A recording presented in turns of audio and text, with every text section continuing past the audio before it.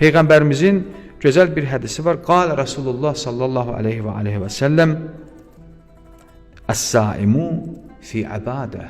Peyğəmbərimiz buyurur, deyir ki, oruç tutan ibadətdədir.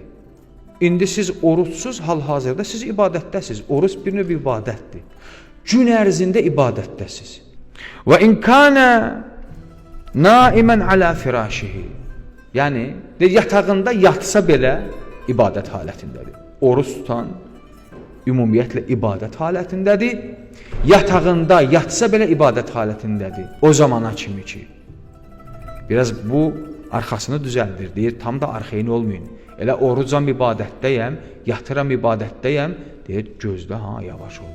O zamana qədər ibadətdəsən ki, maləm yəğtəb muslimən. Bir müsəlmanın qeybətini eləməyəsən. Onda ibadətdəsən. Bilirsiniz ki, qeybət hədislərdə var, deyir, bir mömin bir möminin qeybətini eləyərsə, onun arxasından danışarsa, onun xoşuna gəlməyən, onun narahat edici bir söz deyərsə, sanki ölmüş qardaşının cəsədinin ətini yemiş olar.